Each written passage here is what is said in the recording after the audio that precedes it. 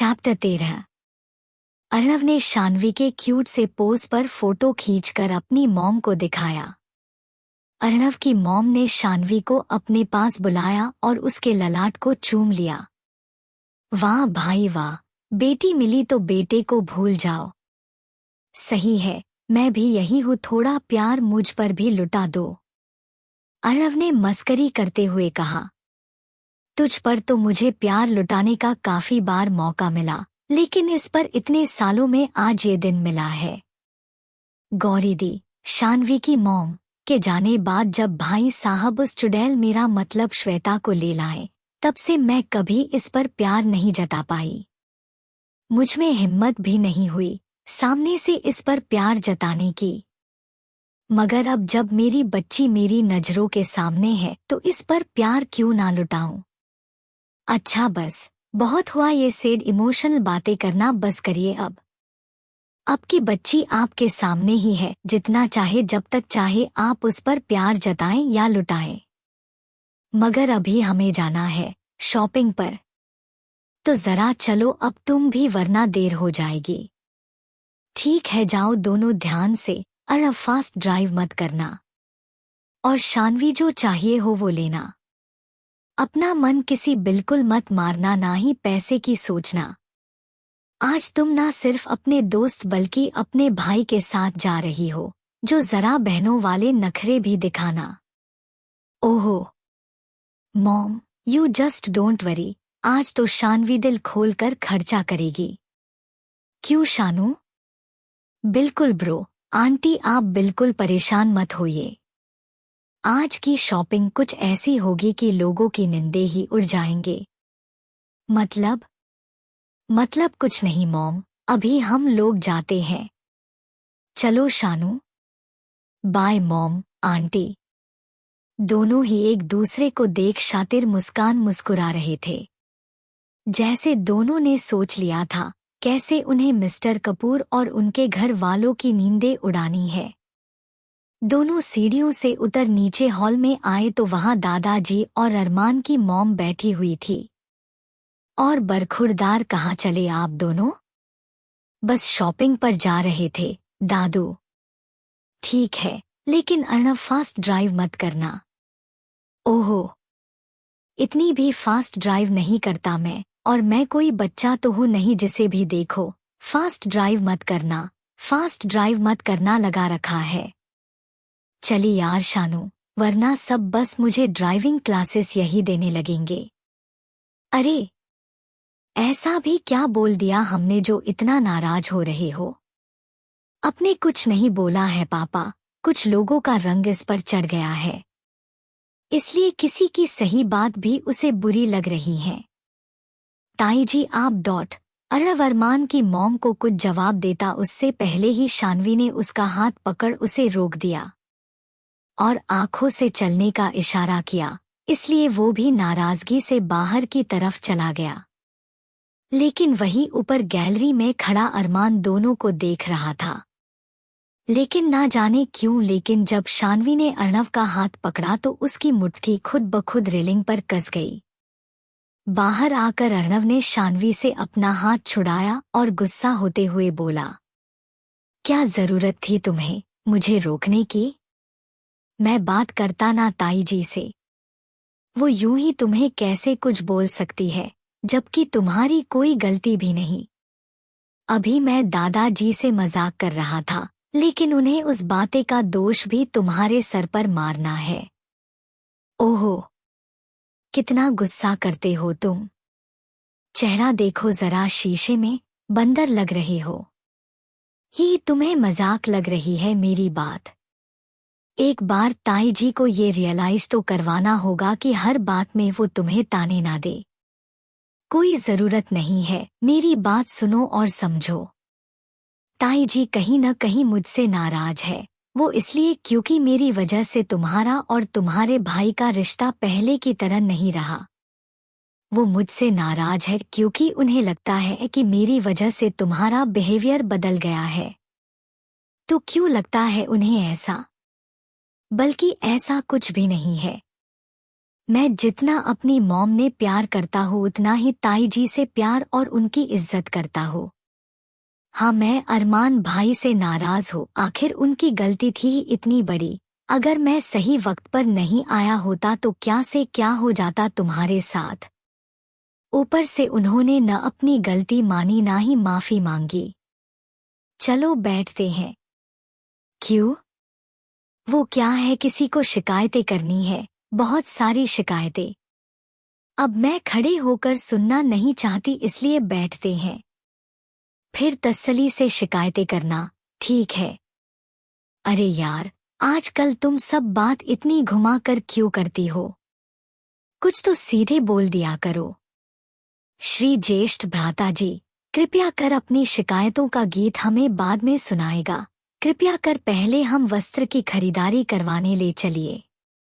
शान्वी ने दोनों हाथ जोड़ अर्णव के सामने हल्का झुककर कहा। अर्णव को शान्वी के वचनों को सुन बुद्ध बना खड़ा रह गया था। अब क्या हुआ? इतनी इज्जत से तो कहा है अब मैंने। हाँ, शान्वी की आवाज सुन अर्णव मानो नींद से जागा था। ये कहाँ सीखा?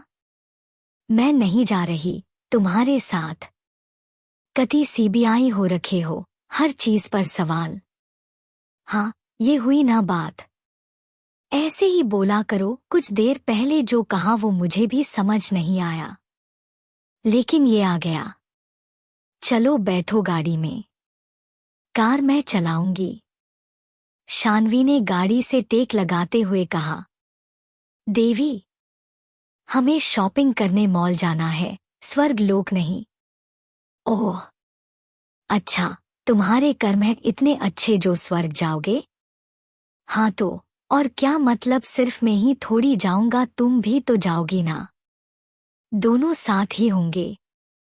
प्रिय भ्राताश्री, मैं तो इसी दुनिया में रहूंगी फिलहाल। जब ऊपर वाला याद करेगा तब देख लेंगे स्वर्ग मिलेगी या नर्क। तुम अपना सोचो, क्योंकि अभी तुम ही स्वर्ग नर्क कर रहे हो। कहीं स्वर्ग नर्क नहीं कर रहा, मैं बार ये कह रहा हूँ कि ड्राइविंग मैं करूंगी, तुम्हें ड्राइविंग आती कहाँ है? और क्या सोचकर तुमने ये कह दिया कि तुम ड्राइविंग करोगी? शान्वी को आन ध्यान आया, यहाँ वो सितारा नहीं शान्वी है। शान्वी को शायद साइकिल भी चलने नहीं आती होगी और वो सीधा कार ड्राइव करने की बात कर गई। उसने कुछ सोच फिर अर्णव से कहा, हाँ तो क्या मैं कार ड्राइव नहीं कर सकती? चलो ठीक है, अभी मॉल चलते हैं, मगर आते हुए मैं ड्राइव करूंगी। अभी तुम्हें चलते हुए देख लूंगी, सीख लूंगी। तो फिर चले। ये क्या कोई हलवा है जिसे देखकर तुम बनाना सीख लोगी? तुम।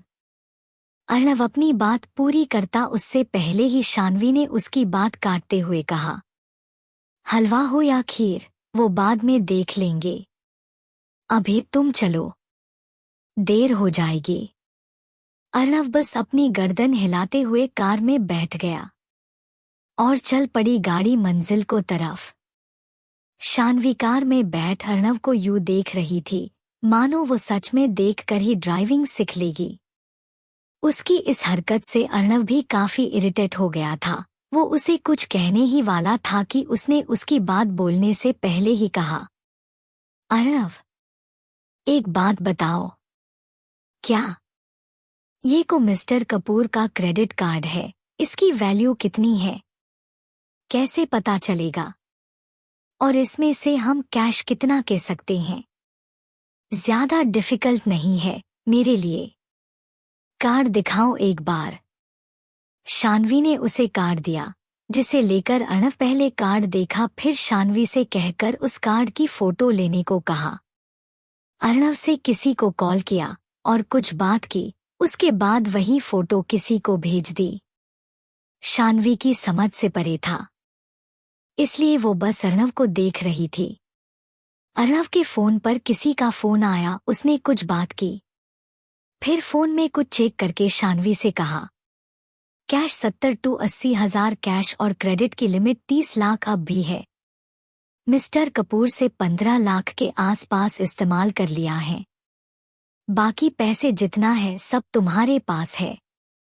बस तुम आराम से शॉपिंग करना। यो ब्रो। ऐसे ही बातें करते करते दोनों ही अपनी मंजिल तक पहुंच गए थे। शान्वी कार से उतर साइड में खड़ी हो गई और अर्णव आगे बढ़कर कार पार्क करने चला गया। शान्वी खड़ी इधर उधर देख रही थी कि तभी सामने से एक ट्रक फुल स्पीड से शान्वी की तरफ बढ़ रहा था। उस ट्रक का ड्राइवर सबको हाथ दिखाकर हटने का इशारा कर रहा था। जैसे ही शान्वी ने ये देखा तो उसे लगा मानो किसी के उसके पैर जकड़ लिए हो। वो उस जगह से हिल भी नहीं पा रही थी। ट्रक उससे कुछ दूरी पर ही था कि अचानक सामने से एक लड़का मुंह पर काला मास्क, काली T shirt, jogger, white sneakers पहने भागता हुआ आया और शान्वी को एक साइड घुमा दिया। अचानक घूमने की वजह से शान्वी उस लड़के के गले जा लगी। शान्वी सोल तो डर से कांप गई थी। उसे लगा मानो आज उसका आखिरी दिन हो। एक बार मौत के मुंह से बच किसी और के शरीर में ही सही उसे नई जिंदगी तो मिली थी, पर जरूरी नहीं उसे दोबारा नई जिंदगी मिले। शान्वी ने उस लड़के को काफी कसकर पकड़ रखा था। वही वो ट्रक ड्राइवर गाड़ी से कूद गया था, जिसके बाद ट्रक आगे जाकर पेड़ से टकरा गया। शान्वी उस लड़के के सीने पर सर रख खुद की सांसें काबू में करने की कोशिश कर रही थी। शान्वी महसूस कर पा रही थी कि इस लड़के की धड़कनें काफी तेज है, जिन्हें शान्वी खूबी महसूस कर पा रही थी। शान्वी का हाथ खुद ब खुद उस लड़के के सीने पर चला गया, उसकी धड़कनें महसूस करने के लिए। तभी सामने से उस लड़के को अर्णव आता हुआ दिखा। उसने तुरंत शान्वी को खुद से दूर किया और हवा की तरह गायब हो गया। शान्वी को तो कुछ समझ ही नहीं आया, अचानक से इस लड़के का आना और अचानक से चले जाना। शान्वी जिस तरफ वो लड़का गया था वहीं देख रही थी कि तभी पीछे से अर्णव से उसके कंधे पर हाथ रखा। एक बार को शान्वी चौंक गई। उसने पीछे मुड़कर देखा तो अर्णव था। अर्णव को देख उसे कुछ राहत हुए। अचानक से शान्वी के चौंकते व्यवहार को देख अर्णव से उससे पूछा, क्या हुआ? ऐसे क्यों घबरा रही हो? और वहां क्या देख रही थी? कुछ नहीं, बस ऐसे ही देख रही थी। चलो चलते हैं। पक्का? हाँ भाई। अभी वो दोनों कुछ आगे बढ़े ही थे कि उनके सामने एक बुजुर्ग आदमी आ गए। बेटी, तुम ठीक तो हो? उस बुजुर्ग आदमी ने पूछा। क्यों, क्या हुआ है इसे? अर्णव एकदम परेशान होते हुए बोला। लगता है तुमने बताया नहीं इस लड़के को। क्या नहीं बताया? आप प्लीज सही से बोलोगे, क्या बात है? शानू, तुम ही बताओ क्या हुआ है। अर्णव के कहने पर उस बुजुर्ग आदमी ने अर्णव को सब कुछ बता दिया। अर्णव तो सुनकर हो परेशान हो गया था। वो शान्वी को घूरने लगा। अर्णव को सब बता देने के बाद वो बुजुर्ग आदमी वहां से चला गया। उसके जाते ही अर्णव शान्वी को डांटता उससे पहले ही शान्वी ने अपने दोनों कान पकड़ मासूम सी शक्ल बनाते हुए कहा, मैं छुपाना नहीं चाहती थी, लेकिन बता देती तो तुम परेशान हो जाते, बस इसलिए नहीं बताया। और देखो मैं ठीक हूँ, कहीं खरोच भी नहीं आई। पता है वो लड़का जिसने बचाया, मैं उसे थैंक यू भी नहीं बोल पाई। अब प्लीज तुम नाराज मत होना भाई, आई एम सॉरी। देखो डांटना मत, अब मुझे शॉपिंग करनी है। तुम्हारे डांटने की वजह से मेरा मूड ऑफ होगा, फिर मैं शॉपिंग भी नहीं कर पाऊंगी। प्लीज मत डांटना। बस नौटंकी, मेरे कुछ बोलने से पहले ही मासूम शक्ल बना ली। क्या ही बोली, लेकिन आगे से ध्यान रखना। हम अब चले? हाँ चलो। दोनों बातें करते हुए मॉल में गए। शान्वी सबसे पहले कपड़े के सेक्शन गई। वहां से उसने कैजुअल और नाइट वेयर लिए, जिनकी कीमत अच्छी खासी थी। उसके बाद वो पार्टी वेयर लेने के लिए दूसरी तरफ चले गए, जिसमें उसने मॉडर्न और ट्रेडिशनल ड्रेसेस ली।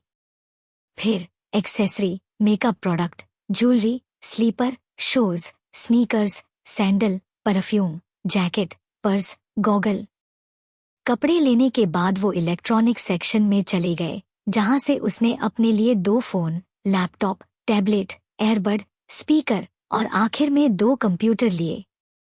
एक नॉर्मल कंप्यूटर, दूसरा सुपर कंप्यूटर। सामने काफी ले लिया था, कपड़े वगैरह तो ट्रॉली में थे, लेकिन कंप्यूटर और बाकी इलेक्ट्रॉनिक आइटम कैसे रखे? अर्णव, एक हेल्प चाहिए। नहीं, एक नहीं, दो हेल्प चाहिए। मुझे कहीं रेंट पर रूम दिलवा दो और दूसरा मेरा अकाउंट खुलवा दो। जो पैसे कैश करवाए हैं उन्हें अकाउंट में डाल दूंगी, फ्यूचर में काम आएंगे। अकाउंट क्यों चाहिए समझ आया, लेकिन रेंट पर रूम क्यों चाहिए? घर में कोई परेशानी हो रही है? ताई जी की बात का बुरा लग रहा है? अरे नहीं, ऐसा कुछ नहीं है।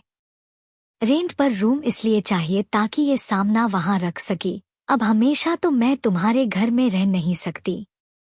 मुझे किसी ने कुछ नहीं कहा है। मैं इतना सामान लेकर जाऊंगी तो अच्छा नहीं लगेगा, बस जरूरी सामान ले जाऊंगी, बाकी रूम पर रख दूंगी। अब ये कंप्यूटर भी तो रखना होगा। अगर ऐसी बात है तो मेरा अपार्टमेंट खाली है, उसमें ये सामना रख लेना। एड्रेस दे देता हूँ, ये लोग खुद पहुंचा देंगे वहां तक। परेशान मत हो। मगर फिर भी मुझे अलग रहना है। अब मैं ठीक हो गई हूँ तो ज्यादा दिन तो नहीं रह सकती तुम्हारे घर, और अभी कपूर मेंशन जाने का मन नहीं है। अभी घर पर ही रहो, मैं तुम्हारे लिए अपार्टमेंट खरीद दूंगा। और अब इस बारे में कोई बात नहीं होगी, वरना भूल जाना कि मैं तुम्हें रॉय मेंशन से भी जाने दूंगा। ठीक है। इतना बोल दोनों आगे बड मॉल देखने लगे। शानवी साड़ियों के सेक्शन में गई। उसने वहां से अर्णव की मॉम के लिए साड़ी ली। मेंस सेक्शन में जाकर उसने दादाजी के लिए एक लखनवी कुर्ता पजामा लिया। शॉपिंग कर लेने के बाद वो लोग कुछ खाने के लिए फूड सेक्शन में चले हैं। दोनों ने आराम से पेट पूजा की, जिसका बिल भी शानवी में भरा। कैश पैसे निकाल लेने के बाद शानवी के अब तक 20 लाख तक तो खर्च कर दिया था, जो मिस्टर कपूर को हार्ट अटैक देने के लिए काफी था। क्या बात है शानू, एक ही दिन में तुमने 20 लाख उड़ा दिया। Very good. टैलेंट इसी का नाम है। हम टैलेंट तुम्हारा इतने महंगे कपड़े लेने का। अगर चिप प्राइस के कपड़े लेती तो 1 लाख भी खर्च नहीं हो पाते, लेकिन तुमने कमाल कर दिया। लोविस vision, परादा, Barbari, Dyer, Gucci, Walter स्टेजियर, Jimmy चू और ना जाने कितने महंगे ब्रांड के सामानों को तुमने पसंद किया। मुझे तो डर ही कहीं किस कपूर को हार्ट अटैक ना आ जाए। अब इतने टाइम बाद शॉपिंग की है, अच्छा से तो करनी ही थी। शॉपिंग हो गई है तो चले फिर। दोनों वहां से उठकर जाने लगे कि शानवी की नजर मेंस सेक्शन पर गई। उसके कदम वहीं रुक गए। अर्णव ने जब उसे रुका देखा तो वजह पूछी, क्यों रुक गई? वो मुझे कुछ और भी लेना था, तुम गाड़ी पार्किंग से ले आओ, तब तक मैं शॉपिंग करके आती हूँ, जो रह गया है उसकी। ठीक है। इतना बोल अर्णव बाहर पार्किंग की तरफ बढ़ गया और शानवी ऊपर मेंस सेक्शन की तरफ। नीच हॉल से बाहर की तरफ जाते हुए शानवी की नजर ऊपर मेंस सेक्शन में खड़े एक स्टैच्यू पर गई, जिस पर रॉयल ब्लू कलर का टैक्सिडो सूट पहनाया हुआ था। ऊपर मेंस सेक्शन में आकर शानवी ने वो टैक्सिडो सूट अर्णव के लिए ले लिया। उस टैक्सिडो के बगल में एक और टैक्सिडो था ब्लैक कलर का। उस सूट को देखते ही शानवी के ध्यान में उस मास्क वाले लड़के की छवि आ गई, जिसने उसकी जान बचाई थी। ना जाने क्यों, लेकिन शानवी ने उस सूट को भी ले लिया। शानवी जब ये सब ले रही थी तब कोई दूर से उसकी हर हरकत देख रहा था। ना सिर्फ देख रहा था बल्कि सुन भी पा रहा था। शानवी ने जब दोनों सूट को पैक करने को कहा और बिल पे करने काउंटर पाई गई, इतनी देर में कोई उसके बगल में आ गया। उस आदमी के हाथ में भी शॉपर्स थे। शानवी ने बिल पे करके जैसे ही कार्ड वापस लिया वो जमीन पर गिर गया। शानवी झुककर कार्ड उठाई, इतनी देर में उसके बगल में खड़ा आदमी अपने शॉपर्स लेकर चला गया। शानवी के अपने शॉपर्स उठाए तो वो सिर्फ एक था। शानवी की नजर सीधा सामने की तरफ गई, जहां से वो आदमी शानवी का एक शॉपर लेकर जा रहा था। शानवी को वो आदमी पीछे से दिखने में देखा हुआ लग रहा था। शानवी उसे आवाज देना चाह रही थी, मगर ना जाने क्यों कुछ बोल ना सकी। वो भी वहां से निकल पार्किंग एरिया में आ गई, जहां अर्णव काफी देर से उसका वेट कर रहा था। हाथ में पकड़ा शॉपर पीछे रख वो आगे पैसेंजर सीट पर बैठते हुए बोली डॉट सॉरी सॉरी, ज्यादा लेट कर दी। एक बात अच्छी है तुम में, तुम खुद अपनी गलती मान लेती हो। Very funny. अच्छा सुनो, मैंने एड्रेस दे दिया है, तो सारा सामान मेरे अपार्टमेंट तक पहुंच जाएगा। हमारे पहुंचने तक तुम्हारे लिए कल तक न्यू सिम कार्ड भी आ जाएगा और कल तक तुम्हारा अकाउंट भी खुल जाएगा। बस अपने डॉक्यूमेंट मुझे दे देना, अभी घर चल के। थक्यू वगैरह की जरूरत नहीं है, बस मेरे लिए खाने में एक अच्छी सी डिश बना देना, मेरी प्यारी छोटी बहना। ऐसे ही दोनों बात करते हुए पहले अर्णव के अपार्टमेंट तक पहुंचे, वहां सारा सामान रख दिया। शान्वी ने सिर्फ अपने रेगुलर पहनने के लिए कुछ जोड़ी कपड़े ले लिया, बाकी सामान वही छोड़ दिया। बात के मुताबिक शान्वी अब ड्राइव कर रही थी, तो वही बेचारा अर्णव डर के मारे भगवान को याद कर रहा था। लेकिन वो हैरान भी था शान्वी की ड्राइविंग स्किल को देख। कुछ आगे जाकर उन्हें ट्रैफिक मिला तो शान्वी ने वही गाड़ी रोक दी। तभी किसी ने कार के शीशे पर खटखटाना शुरू किया। शान्वी ने कार का शीशा नीचे किया तो एक बच्चा जिसकी उम्र 13-14 साल की होगी, अपने हाथों में फिरोजी रंग की चूड़ियां पकड़े खड़ा था। वो बार बार शान्वी ने उन चूड़ियों को लेने की विनती कर रहा था। शान्वी को भी उस बच्चे पर तरस आ रहा था, लेकिन उसके पास कार्ड था, पैसे नहीं। उसने अर्णव की तरफ देखा तो अर्णव ने उसे 500 का नोट दे दिया। शान्वी ने जब उस बच्चे से चूड़ियां ली और उसका रेट पूछा तो वो सिर्फ 50 रुपए की था। शान्वी ने चूड़ी लेकर बच्चे के हाथ में 500 का नोट दिया और उसके बालों को सहला दिया। ट्रैफिक खुला और वो अपने रास्ते चल पड़े। वो बच्चा वही खड़ा उन्हें देखता रहा, फिर वहां से दूसरी ओर भाग गया। वहां पहले से एक काले कपड़ों में कोई खड़ा था। बच्चे ने उसे देखते हुए कहा, भैया, दीदी ने चूड़ियां ले ली और आपको पता है दीदी ने मुझे 500 रुपए दिया। बहुत अच्छे थी वो दीदी और भैया भी। ये रख कुछ पैसे और जब भी जरूरत हो मुझे याद कर लेना। और आज के बाद किसी से भी इस बारे में दोबारा बात नहीं करना, ठीक है? उस काले कपड़े वाले आदमी ने उस बच्चे के हाथ में पैसे देते हुए कहे और वहां से चला गया। शाम में निकले दोनों रात में घर पहुंचे। ये सोच दोनों मन ही मन खुश हो रहे थे कि मिस्टर कपूर का क्या रिएक्शन होगा। घर आकर दोनों फ्रेश होने रूम में चले गए। शान्वी फ्रेश होकर आई तो अर्णव चला गया। शान्वी ने बैग से कुछ डॉक्यूमेंट निकले जो उसे अर्णव को देने थे, अकाउंट खुलवाने के लिए। उसी दौरान उसकी नज़र उस एल्बम पर गई जो वो मिस्टर कपूर के घर से लाई थी। उस एल्बम में से एक फोटो बाहर निकली हुई थी। शान्वी ने जैसे ही उस फोटो को देखा तो उसकी आंखें बड़ी हो गई। ये फोटो पूरी नहीं थी, लेकिन जितना इस फोटो को वो देख पा रही थी, ये कन्फर्म थी कि वो शायद इन्हें जानती है। आप क्या देख लिया शान्वी ने फोटो में? कौन होगा वो काले कपड़े वाले? क्या रिश्ता होगा उसका शान्वी से? कौन था वो काले कपड़े वाला नौजवान जिसने शान्वी की जान बचाई? क्या कोई कनेक्शन है इन काले कपड़े वालों का? क्या हाल होगा मिस्टर कपूर का? क्या आएगा कहानी में बदलाव? क्या मोहिनी कभी बन पाएगी रॉय खानदान की बहू, या हो जाएगा कोई नया फसाद? क्या होगा आगे? चैप्टर 14। शान्वी और अर्णव शॉपिंग कर घर आते हैं। अर्णव ने तो कुछ शॉपिंग नहीं की थी, लेकिन शान्वी ने तो की थी। अर्णव ने सारा सामान अपने अपार्टमेंट में रखवा दिया था।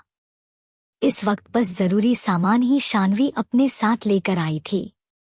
कुछ शॉपर्स अर्णव के हाथ में थे तो कुछ शान्वी के। दोनों जैसे ही विला में एंटर हुए, सामने उनके स्वागत के लिए पूरी कपूर फैमिली बैठी थी। उनके साथ ही दादाजी, अरमान की मॉम और अर्णव के मॉम डैड बैठे थे। कपूर फैमिली को यहाँ देख दोनों ने एक दूसरे को देख ऐसा रिस्पॉन्स दिया मानो किसी ने दोनों से करेला खाने कह दिया हो। अब जब घर के द्वार तक आ ही गए थे तो वापस जाना पॉसिबल तो था नहीं, इसलिए दोनों आ गए अंदर। दोनों के अंदर आते ही सबकी नजर उनकी तरफ घूम गई। वहीं बैठी मोहिनी जल्दी से अपनी जगह से खड़ी होती हुई शानवी से बोली, तो आ गई तुम शॉपिंग करके। मोहिनी आगे कुछ कहते उससे पहले ही शानवी उसकी बात काटते हुए बोली, नहीं, मेरा शरीर आया है अभी, आत्मा रास्ते में है। शानवी का जवाब सुन अर्णव के साथ साथ उसके पेरेंट्स और दादाजी की हंसी छूटने वाली थी, लेकिन माहौल को देख सबने अपनी हंसी को कंट्रोल कर लिया। फालतू बकवास करने की जरूरत नहीं है। वैसे तुम्हें देखकर लग रहा है शॉपिंग ज्यादा कर नहीं पाई तुम। वैसे कितने तक की शॉपिंग की? मोहिनी ने अपनी चीड़ की कंट्रोल करते हुए कहा। जरूरी नहीं मोहिनी दीदी, जो जितना दिखता हो वो उतना ही हो, शानवी ने दीदी पर जोर देते हुए कहा। क्या मतलब? नासमझी के साथ मोहिनी ने दोबारा सवाल किया। मतलब ये कि मैंने शॉपिंग करके बस 1-2 डॉट। अच्छा, तुमने बस 1-2 हजार की शॉपिंग की है? वैसे तुम्हारी औकात भी इतनी ही है। चलो अब जरा कार्ड वापस करो। मोहिनी के बिना शानवी की पूरी बात सुने अपनी बात कह दी। वहीं मोहिनी की नादान बातों को सुन अर्णव और शानवी ने एक दूसरे की तरफ देख अपना सिर ना भी हिला दिया। शानवी एंड अर्णव भी लाइक, इसकी बीच में बोलने की आदत का कुछ नहीं हो सकता। लेट मी करेक्ट यू, मेरी होने वाली भाभी, आप पहले तो बीच में बोलने की आदत छोड़ दो, वरना आपकी ये आदत आपका बहुत नुकसान करवाएगी। और शानू ये कहना चाह रही थी कि अब अंकल के क्रेडिट कार्ड में 1-2 लाख या शायद थोड़े से ज्यादा पैसे बाकी रह गए हैं। अर्णव ने मोहिनी की गलतफहमी को दूर करते हुए कहा। क्या? अर्णव की बात सुन तो पूरी कपूर फैमिली के तोते उड़ गए। तीनों के मुंह से साथ में क्या इतनी तेज आवाज में निकला कि वहां बैठा हर शख्स एक वक्त को डर गया। क्या कहा तुमने अर्णव? डैड के क्रेडिट कार्ड में अब बस 1-2 लाख रुपए बचे हैं। तुम्हें पता भी है तुम कह क्या रहे हो? उस क्रेडिट कार्ड की लिमिट 50 लाख तक थी और तुम कह रहे हो कि। कपूर फैमिली को अच्छा खासा शौक लग गया था। बेचारी मोहिनी के मुंह से तो पूरी बात भी नहीं निकल रही थी। वही शानवी खड़ी तीनों की शक्लें देख मंद मंद हंस रही थी। मुझे पता है मैं क्या कह रहा हूँ। वो, अगर इसने इतने पैसे की शॉपिंग की है तो सामान कहाँ है? मोहिनी ने फिर सवाल किया। मैं वही बताने वाला था, लेकिन तुम बार बार बीच में पहले कूद पड़ती हो। शानू ने शॉपिंग तो कम की है, बस ब्रांड की वजह से महंगी शॉपिंग हो गई। बहुत सस्ते सस्ते ब्रांड की चीजें ली है इसने। कैसे सस्ते ब्रांड? मोहिनी ने फिर सवाल किया। चलो मैं गिनवा देता हूँ। लोविस vision, परादा, Barbari, Dyer, Gucci, Walter स्टेजियर, Jimmy चू, ज़ारा, इन सबके न्यू लिमिटेड एडिशन लिए हैं। बस इन्हें सब में कुछ पैसे खर्च हो गए। और एक न्यूज़ दूँ, जो भी कपड़ों की शॉपिंग आज शानू ने है उन सबका ओरिजिनल शानू के पास आ गया है। अब चाहे शानू की अच्छी किस्मत कह लो या तुम्हारी बेकार, जो शानवी को आज हर ब्रांड के ने लिमिटेड एडिशन के कपड़े, ज्वेलरी, सैंडल, पर्स और तो और परफ्यूम भी मिल गया। लेकिन अब तुम्हें तो इन सब की कॉपी ही मिल पाएगी। मुझे सच में तुम्हारे लिए बहुत दुख हो रहा है। अर्णव ने आखिरी की लाइन कहते हुए अपना मासूम सा चेहरा बना लिया, जैसे उसे सच में मोहिनी के लिए बहुत बुरा लग रहा हो। वहीं मोहिनी ने जैसे ही ये सब सुन उसकी तो सांसें ही थम गई थी एक वक्त को, क्योंकि वो इन सब ब्रांड की फर्स्ट एडिशन लेना चाहती थी, लेकिन उसके हाथ तो अभी तक कॉपी भी नहीं आई। मोहिनी की हालत देख शानवी और अर्णव मन ही मन बहुत हंस रहे थे। बस उनकी हंसी की आवाज बाहर तक नहीं आ रही थी। डैड, आप एक बार चेक कीजिए। आपके पास मैसेज तो आया होगा ना, कितने की शॉपिंग की है इसने? मोहिनी ने अपनी बौखलाहट को बर्दाश्त करते हुए कहा। बेटा मैं वही चेक करने की कोशिश कर रहा हूँ, लेकिन पता नहीं क्यों कोई मैसेज ही नहीं आया अभी तक। हाँ तो कॉल करके पता कीजिए। रात हो गई है, ऐसे में कॉल करके कोई फायदा नहीं मिलेगा। कपूर फैमिली को तो कुछ समझ ही नहीं पड़ रहा था। उन लोगों को उनकी उलझन में छोड़ शानवी आगे बढ़ एक शॉपर दादाजी, एक शॉपर स्वर्णा जी, अर्णव की मॉम और आखिर में बचा शॉपर मनीष जी, अर्णव के डैड, के हाथों में दे दिया। तीनों सवालिया नजरों से उसे देखने लगे तो उसने कहा, मुझे मत देखिए। इन शॉपर्स में क्या है, उन्हें देखिए और बताइए आप लोगों को कैसा लगा। शानवी की बात मान तीनों से शॉपर्स खोल कर देखा तो उनमें कपड़े थे। स्वर्णा जी के लिए कांजीवरम साड़ी थी, हल्के क्रीम कलर की, जिस पर लाल रंग का चौड़ा बॉर्डर बना हुआ था। स्वर्णा जी के चेहरे की मुस्कुराहट बता रही थी कि उन्हें ये साड़ी कितनी पसंद आई। मनीष जी और दादाजी दोनों के लिए लखनवी कुर्ता पहन चिकन की कढ़ाई वाला वो लखनवी सूट बहुत अच्छा लग रहा था। स्वर्णा जी की तरह दादाजी और मनीष जी को भी ये बहुत पसंद आया था। स्वर्णा जी ने खुशी ने चाहते हुए कहा, थैंक यू सो मच बच्चे, ये बिल्कुल वैसी ही है जैसी मुझे चाहिए थी। लेकिन इसका हमेशा एक ही पीस मार्केट में आता है, किस्मत से ही मिल पाता है। Thank you so much. हाँ शानवी, स्वर्णा जी सही कह रही है। मेरे किए ये कुर्ता जो तुम लाई हो, ये बिल्कुल मेरी पसंद का है, कलर और डिजाइन भी, दिखने में भी सिंपल, ये सच के बहुत अच्छा है। थैंक यू सो मच बेटे, मुझे भी ये कुर्ता बहुत अच्छा लगा। और तुम्हें पता है, मैं इस कुर्ते को लेने की सोच रहा था। और जी को कलर है ना, ये भी मेरा पसंदीदा कलर है। Thank you. तीनों ने बारी बारी से शानवी के लाए हुए गिफ्ट की तरफ की। तीनों को देखकर ही पता चल रहा था कि उन्हें ये कितना पसंद आया। लेकिन वही कपूर फैमिली के तो सीने पर सांप लौट रहे थे। उनके साथ ही वही बैठी सुरेखा जी, अरमान की मॉम, उन्हें भी ये सब देख अच्छा तो हरगिज नहीं लग रहा था। ये जो आप लोग थैंक यू बोल रहे हो, अनजान हूं क्या मैं? ऐसे बोल आप लोग मुझे पराया कर रहे हो। शानवी ने मासूम सी शक्ल बनाते हुए कहा। मेरा गिफ्ट कहाँ है? अर्णव ने पूछा। तुम्हें क्या जरूरत? तुम्हारा पूरा कपबोर्ड भरा हुआ है कपड़ों से। तुम क्या मेरे कपबोर्ड में रखे कपड़े गिनती हो? नहीं, लेकिन दूर से देखकर कोई अंधा भी बता देगा कि कितने कपड़े भर रखे हैं तुमने कपबोर्ड में। लेकिन अंधा कैसे बता सकता है?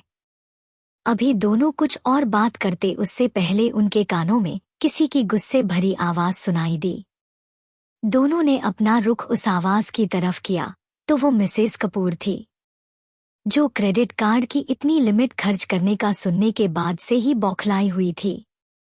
लेकिन जब उन्होंने शानवी को गिफ्ट देते देखा, साथ ही वो इतने आराम से बात कर रही है, बहस कर रही है, जैसे उसने कुछ किया नहीं। यही कारण से मिसेस कपूर अपनी बौखलाहट को संभाल कर नहीं रख सकी। क्या मजाक लगा रखा हुआ तुम लोगों ने? ए लड़की, यहाँ कोई मजाक नहीं चल रहा, जो तू इतने आराम से बातें बना रही है। अरे अगर किसी भिखारी को भी पैसे देते हैं तो वो अपनी औकात से ज्यादा नहीं लेता। और तुझे कार्ड क्या दिया? तू तो अपनी औकात ही भूल गई। अरे कुछ तो शर्म करती। तेरे बाप ने अगर कार्ड दे दिया तो इसका मतलब ये नहीं कि तू फिजूल खर्ची में सब उड़ा दे। तूने तो उड़ा दिए पैसे, लेकिन अपने बाप का सोच, वो कैसे इतनी भरी रकम अदा करेंगे? बिल्कुल अपनी माँ की तरह है, जैसी माँ लालची थी वैसे ही खो। अभी मिसेस कपूर और बकवास करती या शानवी की माँ के खिलाफ और जहर उगलती, उससे पहले ही शानवी ने उन्हें बीच में टोक दिया। बहुत हुआ मिसेस कपूर, अपनी जुबान बस उतनी चलाइए जितना बोलने के बाद आप खामियाजा भुगत सके। मेरी माँ क्या था, क्या नहीं, ये मुझे आपसे जानने की जरूरत तो बिल्कुल नहीं है। मेरी माँ की बराबरी आप इस जन्म क्या अगले 7 जन्म में भी नहीं ले पाएंगी, फिर भी नहीं ले पाएंगे। मेरी माँ की पैरों की धूल नहीं है आप, इसलिए अपनी औकात में आप रह कर बात करना। ए लड़की तू, अभी मिसेस कपूर फिर बीच में कुछ बोलती उससे पहले उनकी बात काटते हुए शानवी ने कहा, अभी मेरी बात खत्म नहीं हुई है, इसलिए अपनी बकवास का पिटारा अभी आप अपने तक ही सीमित रखे। एक बात और, शानवी, शानवी नाम है मेरा। तो ये ए लड़की बे लड़की मुझे कहने की जरूरत तो हरगिज नहीं है। और क्या कहा अपने, मुझे मेरे बाप की परवाह करनी चाहिए। मुझे अपनी औकात देखकर शॉपिंग करनी चाहिए थी। और क्या कहा था? हाँ याद आया, कोई भिखारी भी अपनी औकात देखकर ही भीख लेता है। तो अब जरा सुनिए। शानवी ने कुछ कदम आगे बढ़ाए और मिसेस कपूर के बिल्कुल सामने जाकर खड़ी हो गई। मेरा कोई बाप नहीं है, मेरा बाप मेरी माँ के साथ ही मर चुका है। ऐसे बाप के होने का क्या फायदा जो अपनी बेटी को ही नहीं पाल सकता, दूसरों की औलादों के लिए अच्छा बाप, आदर्श बाप बनने का क्या फायदा, जब अपनी खुद की बेटी अपने खुद के खून के लिए कुछ कर ना सका हो। दूसरी बात, मैंने अपनी औकात के हिसाब से ही शॉपिंग की। आप लोगों को लगता क्या है, मैं कुछ नहीं बोलती तो कुछ नहीं जानती? जो शॉपिंग मैंने की वो मैंने अपने पैसे से की। ये जो तुम तीनों देखा रहे हो ना, तुम्हारे पैसे खर्च कर दिए, नुकसान हो गया। क्रेडिट कार्ड का बिल भरना होगा वगैरह वगैरह, सब जानती हूं मैं। उन सब पर मेरा हक है। ये जो तुम माँ बेटी चमक धमक दिखा रही हो ना, ये मेरे और मेरी माँ की दौलत पर दिखा रही हो। और तुम्हारा ये पति, इसका है ही क्या? सूरज की तरह चमकती कंपनी को रात के अंधेरे ने डूबा रखा है बस। तीसरी बात, अपने सही कहा कोई भिखारी भी भीख अपनी औकात देख कर लेता है, लेकिन आपको पता है, भिखारी किसी से जबरदस्ती, धोखे से, चालाकियों से भीख नहीं लेता, बल्कि वो मांगता है, सिफारिश करता है, भगवान से, उसके बंदों से। उसके बाद भगवान और उसके बंदे अपनी मर्जी से, अपनी खुशी से उसे देते हैं। लेकिन तुम जैसे लोग जैसे नाग की तरह कुंडली मार कर बैठ जाते हैं। धोखे, चालाकियां, साजिशें करके दूसरों के हक पर अपना नाम करते हैं। Mrs Kapoor, you just wait and watch. आपको आपकी गलती का एहसास ना करवा दिया, आपसे, आपके पति और बेटी से मैंने माफी ना मंगवा ली तो मैं भी अपनी माँ की बेटी नहीं। अब से, आज से, आप कपूर फैमिली के ऐशो आराम के दिन बहुत जल्द खत्म होंगे। उल्टी गिनते गिनना शुरू कर दीजिए। शानवी की बातें सुन कपूर फैमिली के होश उड़ चुके थे। उनके मुंह से तो अब कुछ निकल ही नहीं रहा था।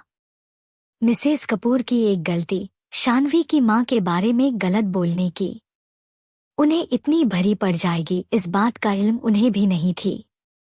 उन्हें लगा था वो जो चाहे शानवी को सुना सकती है और वो बस मुख बंद कर उनकी बात सुनती रहेगी, लेकिन शानवी ने उल्टा उनका ही मुंह बंद करवा दिया था। शानवी जवाब देकर चुप होकर उन तीनों के चेहरे के रिएक्शन देख रही थी। उसकी सांसें कुछ तेज चलने लगी थी। शानवी ने मिसेस कपूर को जवाब शानवी की सौतेली माँ समझकर नहीं, बल्कि अपनी सौतेली माँ समझकर दिया था। मिसेस कपूर को जवाब देते हुए शानवी को लगा मानो उसके सामने उसकी सौतेली माँ खड़ी है। शानवी ने जो कुछ भी कहा, उसने अपनी पिछली जिंदगी में वो सब फील किया था, लेकिन कभी इतना कहने का मौका नहीं मिला था। मगर आज मिसेस कपूर का शानवी की मॉम के बारे में ऐसा गलत बोलते सुन, उसे लगा मानो कोई उसकी माँ को गलत कह रहा हो। अपने तक हर बात, हर जुल्म, हर इल्जाम रख सकती थी, मगर बात जब माँ की आ जाए तो सामने वाले को छोड़ने का सवाल ही नहीं उठता। कपूर फैमिली अपने ही गम में थी, तो वही शानवी गुस्से से हाँफ रही थी। तभी वहां खड़े हर शख्स के कानों में किसी की गुस्से ने भरी आवाज सुनाई थी। सबके अपना रुख उस आवाज की तरफ किया, तो वो आवाज सुरेखा जी की थी, जो गुस्से और घृणा से शान्वी को बोल रही थी। तुम में जरा भी शर्म नहीं है ना? तुम्हें बिल्कुल तमीज नहीं है, अपनों से बड़ों से बात कैसे करते हैं? क्या गलत कह दिया? बेचारी मिसेस कपूर ने सिर्फ पूछा ही तो तुमसे, लेकिन तुम तो इतनी बदतमीज हो जिसकी कोई हद नहीं। मुझे सच में दिल से खुशी ही कि तुम मेरी बहू नहीं बनोगी। सही ही तो कह रही है बहन जी, तुम बिल्कुल अपनी माँ की परछाई हो, उसकी ही तरह बदतमीज। हर बेटी अपनी माँ की ही परछाई बनती है।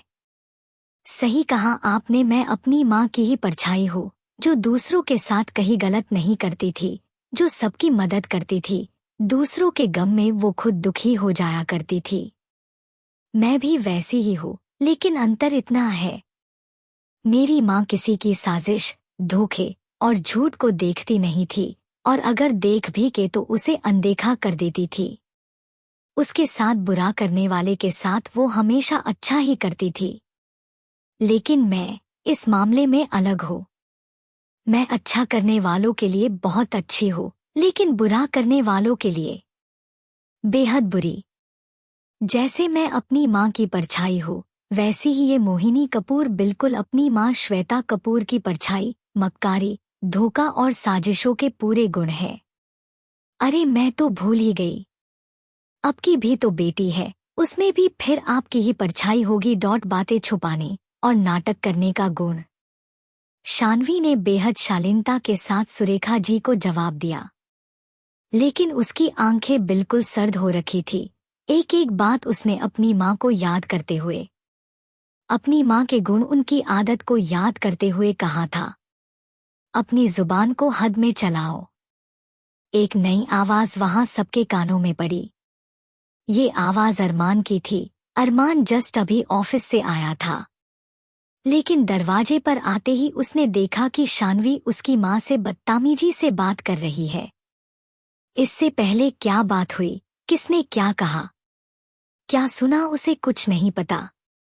लेकिन अपनी माँ के साथ शान्वी को यूं जवाबदेह बनता देख उसका तो मानो खून खोल गया हो। इसलिए उसने अपनी गुस्से भरी भारी आवाज में शान्वी को कहा। उसकी आवाज सुन शान्वी ने उसकी तरफ देखा। उसने बिना किसी डर की उसकी आंखों के आंखें डालकर कहा, जैसे तुम्हें मिर्ची लग रही है ना, क्योंकि मैंने अभी बस तुम्हारी मॉम को कुछ सच कह दिया तो मुझे बुरा लगता है, बहुत बुरा, जब ये लोग बेफाजुली में मेरी मारी हुई माँ के बारे में गलत बोलते हैं। यकीन मानो अगर मेरी माँ के बारे में दोबारा किसी ने कुछ गलत कहे तो उसको ऐसे या इससे भी बुरे जवाब मिलेंगे। मेरी बात मुझ तक रहे तो अच्छा है, फालतू की बकवास का जवाब ऐसे ही मिलेगा। तुम्हारी जुबान कुछ ज्यादा ही नहीं चलने लगी है। कुछ वक्त पहले क्या हुआ शायद ये तुम भूल अभी अभिमान शान्वी को उसके पिछले जख्म और अपनी करतूत दोबारा याद दिलाता उससे पहले ही एक गुस्से भरी आवाज उनके बीच बोल पड़ी, बेहतर होगा पुराने जख्म ना याद कराए जाएं। इतना अच्छा काम नहीं किया था किसी ने, किसी बेगुनाह को इतनी जिल्लत और बेरहम सजा देकर। अपना ये पावर किसी और को दिखाए तो बेहतर होगा, लेकिन इसे कुछ बोलने की जरूरत नहीं है। और शायद इसने कुछ गलत कहा भी नहीं, सब कुछ इन लोगों ने शुरू किया। ताई जी ने श्वेता आंटी, शान्वी के माँ के बारे में गलत बोला। अगर वो जवाब दे भी रही है तो क्या गलत बोल दिया? अगर आपको शान्वी का सिर्फ जवाब देना इतना गुस्सा दिला रहा था, तो सोचो उसकी मॉम के बारे में इनका गलत बोलना उसे कितना गुस्सा दिला रहा होगा। बेहतर होगा आप दूर रहे, जब वो आपसे या आपके मुद्दों से दूर है तो दूर रहो, चलो शानू। अर्णव ने गुस्से में अरमान को सुनाया और बिना एक पल रुके शान्वी को वहां से लेकर अपने रूम की तरफ बढ़ गया। अर्णव के जाते ही अरमान की मॉम शानू को ही उल्टा कहने लगी, मुझे समझ नहीं आता ये अर्णव क्यों इस लड़की का हमेशा साथ देता रहता है। स्वर्णा, तुम समझती क्यों नहीं हो अपने बेटे को? वो कैसे उस लड़की का साथ देने के लिए अपने भाई के खिलाफ जा सकता है? और उस लड़की को कब तक इस घर के रखने का इरादा है? अब ठीक हो गई है, दफा करो उसे इस घर से।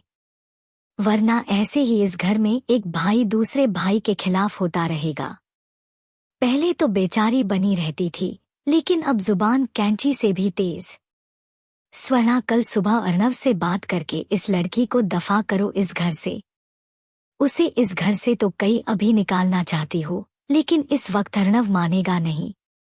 बेहतर होगा कल तक उसे इस घर से निकल दे। भाभी, माफ करिएगा, लेकिन इस वक्त ना तो मेरा बेटा गलत है, ना मेरी बेटी। वो लोग आराम से शॉपिंग करके आए थे, लेकिन आप लोगों ने उनका मूड खराब कर दिया। फालतू की इतनी बातें सुना दी। अरे बच्चे अभी आए थे, उन्हें आराम करने कहते।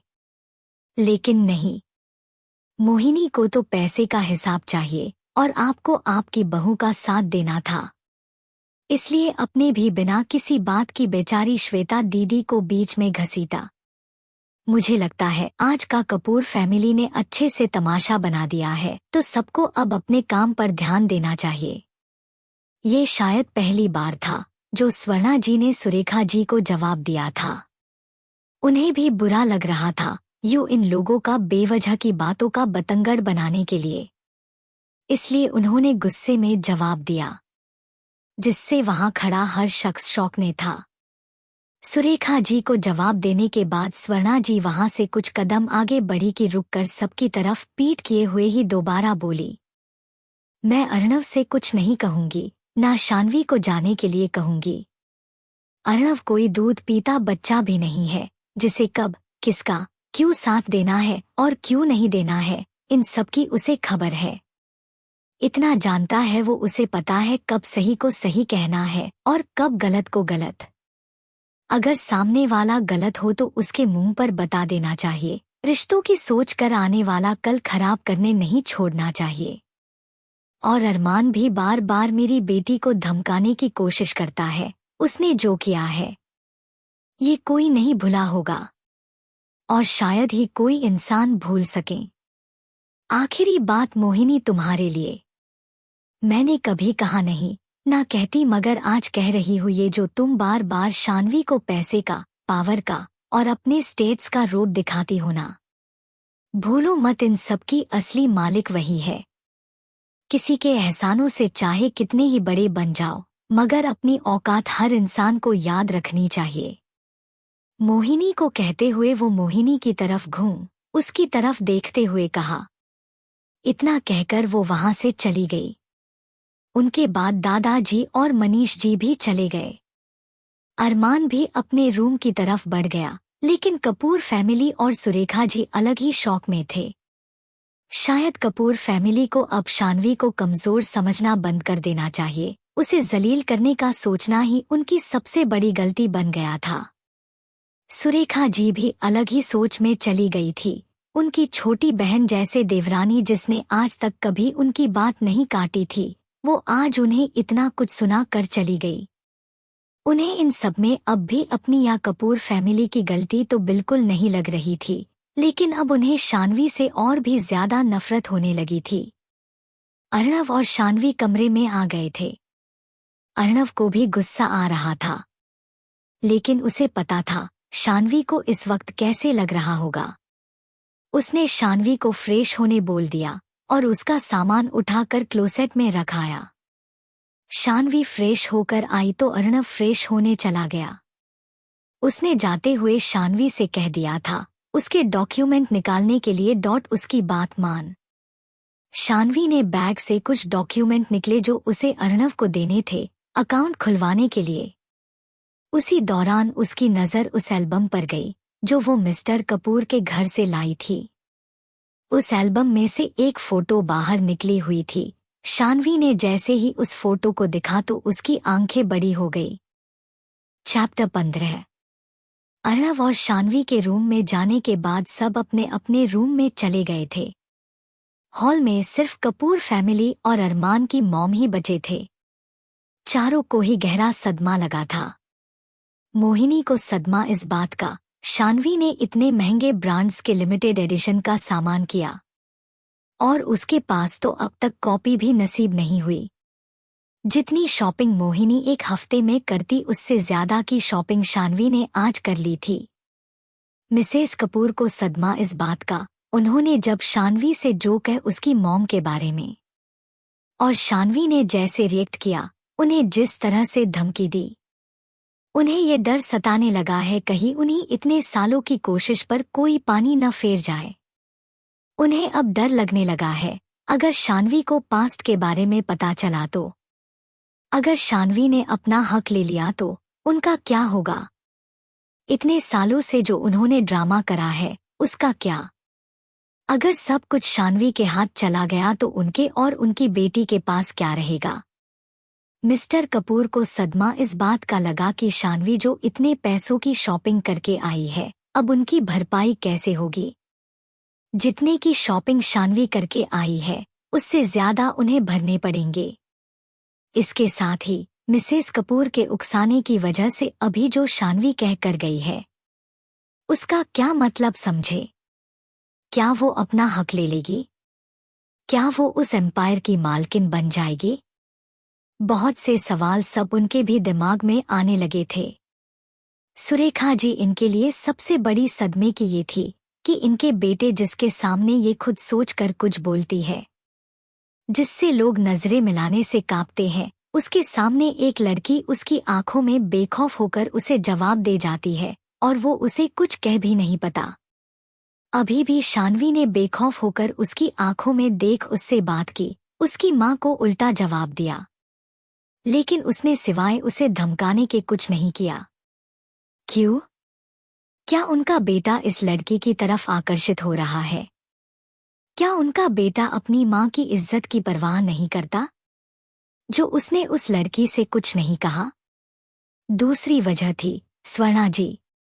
स्वर्णा जी ने कभी भी सुरेखा जी की किसी बात की नहीं टाला था। उन्होंने कभी भी सुरेखा जी से इस लहजे में बात नहीं की थी। भले ही सुरेखा जी उनसे रूडली बिहेव कर जाती थी, मगर वो बस उनकी जी हजूरी करती थी। सुरेखा और स्वर्णा जी जेठानी देवरानी कभी बनकर नहीं रही, हमेशा से बड़ी छोटी बहनों की तरह रहती थी। लेकिन आज स्वर्णा जी का इस तरह बात करना उन्हें बहुत आहत पहुंचा रहा था। उन्हें समझ नहीं आ रहा था वो कैसे रिएक्ट करे। लेकिन वो न अपनी गलती मानना चाहती थी, ना ही कपूर फैमिली की। उनके लिए सारे गलती शानवी की थी। उनके दिल में शानवी के लिए जो नफरत, गुस्सा, नाराजगी था, वो और ज्यादा बढ़ गया था। ना जाने इन चारों की नफरत शानवी की जिंदगी में और कौन सी नई मुसीबत खड़ी करेंगी। अभी चारों अपनी अपनी सोच में ही थे कि एक नौकर ने सुरेखा जी के पास आया। सिर झुकाकर अदब के साथ उसने कहा, मैडम, कोई आपसे मिलने आया है। उन्होंने बताया कि वो यहाँ आज ही शिफ्ट हुए हैं, आपसे मिलना चाहते हैं। क्या उन्हें बुलाना है?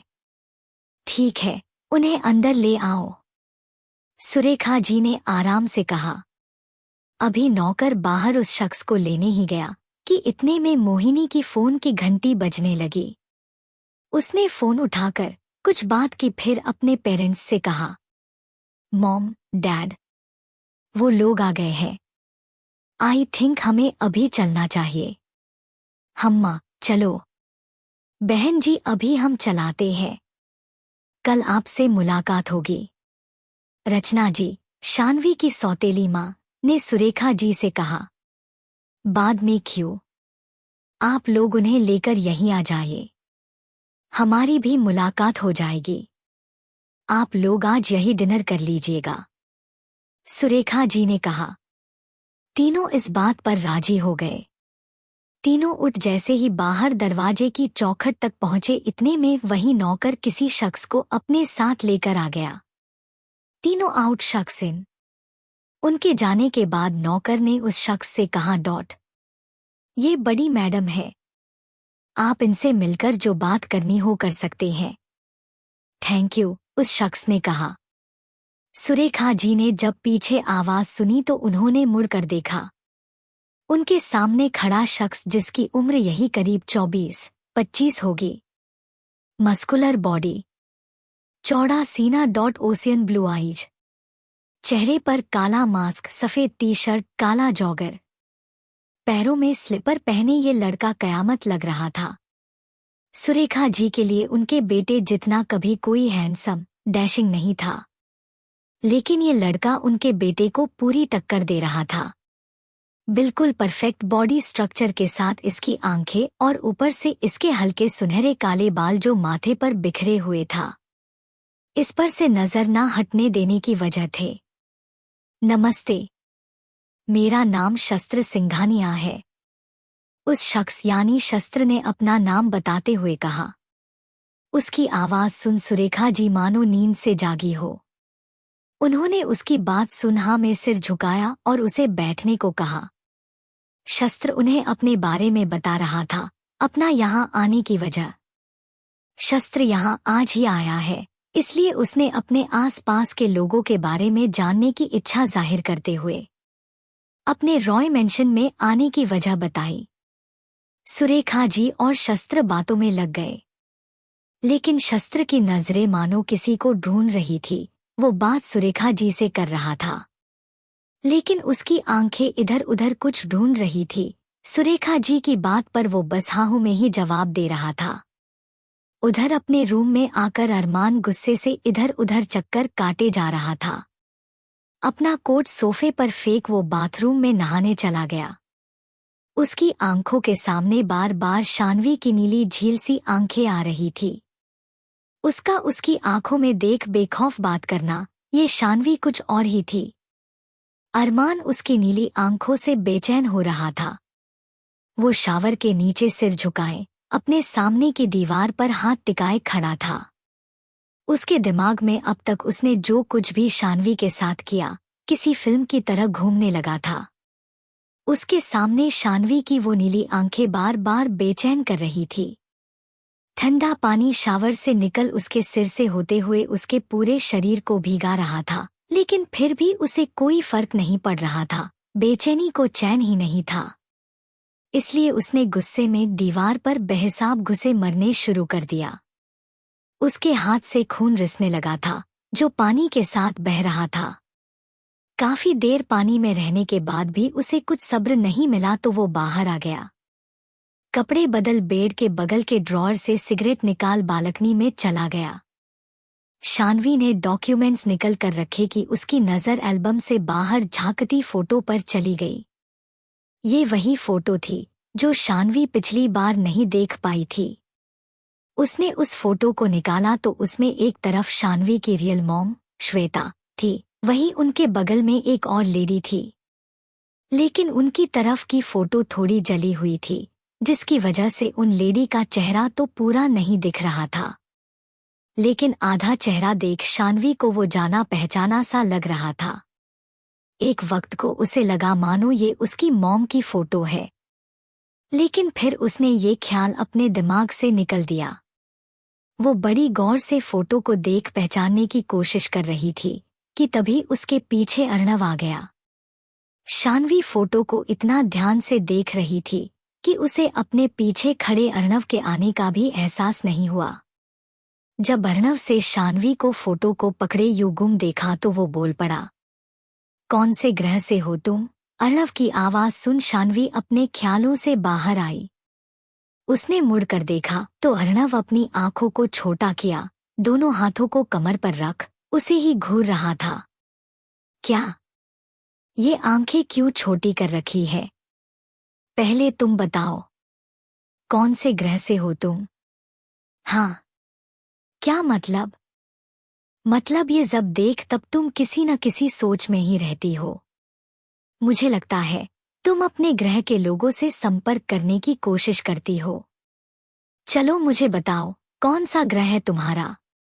मैं नासा इसरो से बात करूंगा, जिससे वो तुम्हारे घर छोड़ देंगे। सॉरी, घर नहीं, ग्रह छोड़ देंगे। तुम्हारी इतनी पहुंच है जो तुम नासा इसरो से संपर्क करोगे? हाँ, तो तुम मुझे क्या समझती हो? अभी तुम्हें मेरी पावर का अंदाजा नहीं है। तुम सोच नहीं सकती कि मैं कितना पावरफुल हूँ। अर्णव ने अपना सीना चौड़ा करते हुए कहा। चिंता न करो, मैं जरूरी भी नहीं समझती। शानवी ने अर्णव की शेखी को इग्नोर करते हुए कहा। हद है, तुम अपने भाई की थोड़ी सी इतनी सी भी तारीफ नहीं कर सकती। बहुत बेकार बहन हो, मुझे पता है। और हमारे यहाँ झूठ बोलना नहीं सिखाया है। हो अपने भाई की तारीफ करने में झूठ बोलना कैसा? तारीफ तब होते हैं जब आप वो काम करते हो। क्या मतलब तुम्हारा? क्या मैंने कुछ नहीं किया है? लगता है तुम्हें बताना होगा अर्णव रॉय है कौन। Sorry, I am not interested. कैसी बहन है मेरी? अर्णव किसी छोटे बच्चे को तरह रोने का नाटक करने लगा। कहीं ना कहीं ये सब अर्णव शान्वी का ध्यान भटकाने के लिए कर रहा था। अर्णव को लग रहा था कि शान्वी बहुत दुखी हो गई है, इसलिए ऐसे अपनी मॉम की फोटो को देख रही थी। अब भाई अपनी बहन को ज्यादा दुखी तो देख नहीं सकता, इसलिए अर्णव बस शान्वी को खुश करने, उसका ध्यान भटकाने के लिए ये सब कर रहा था। वही शान्वी को भी मजा आ रहा था अर्णव के साथ ऐसे बहस करने में। उसकी पिछली जिंदगी में उसने कभी भी ऐसा भाई बहन का रिश्ता नहीं जिया था।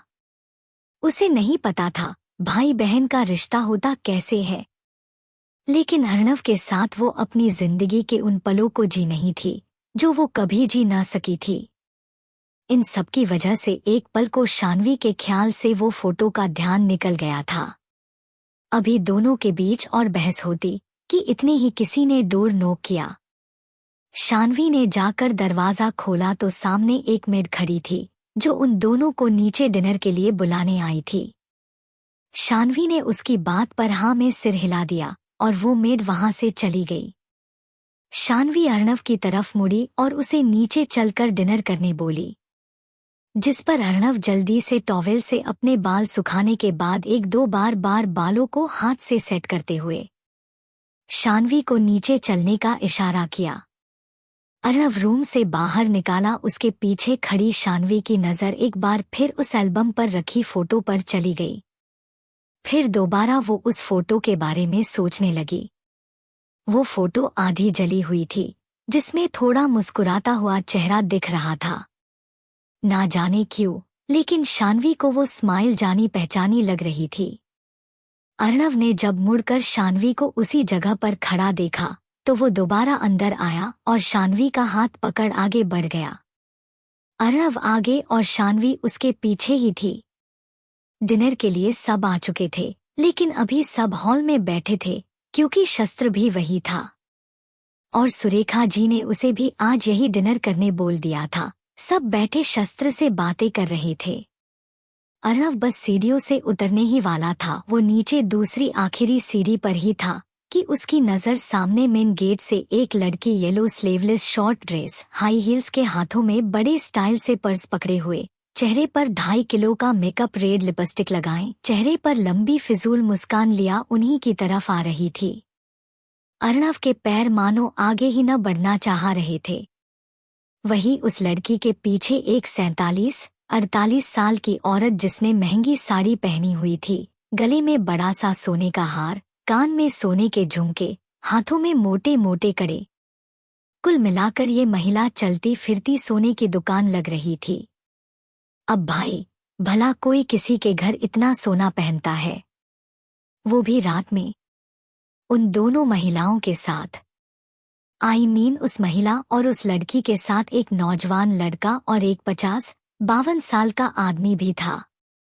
उस आदमी ने फॉर्मल कपड़े पहने थे, उस लड़के ने भी फॉर्मल कपड़े ही पहने हुए थे। इन लोगों के साथ ही कपूर फैमिली भी थी। अर्णव जो बीच में ही रुक गया तो सबका ध्यान अर्णव पर चला गया।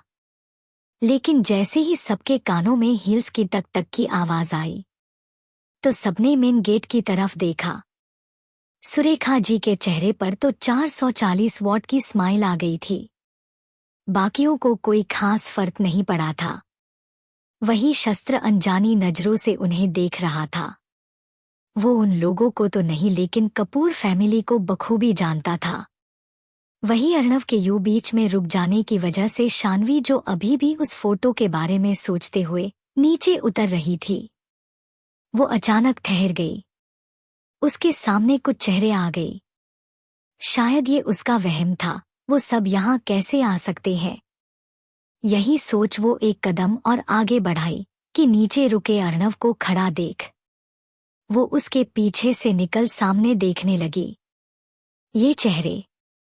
ये वही चेहरे थे जिनसे बच वो इस नए दलदल में फंसी। ये वही सब थे जिन्होंने उसकी जिंदगी को खत्म कर दिया था। जैसे जैसे वो लोग आगे आ रहे थे वैसे वैसे शान्वी अपने कदम पीछे ले रही थी। वो येलो ड्रेस वाली लड़की सीधा अर्णव की तरफ बढ़ गई। अर्णव अपना बेचारा सा चेहरा लिए बस उस लड़की को अपनी तरफ आते देख रहा था। जैसे जैसे वो लड़की आगे आ रही थी शान्वी लड़खड़ाते हुए पीछे का रही थी। किसी का भी ध्यान पीछे शान्वी की तरफ नहीं गया था। वो लड़की आके बस अर्णव को गले ही लगाने वाली थी कि एक धम की आवाज ने सबका ध्यान अपनी तरफ खींच लिया।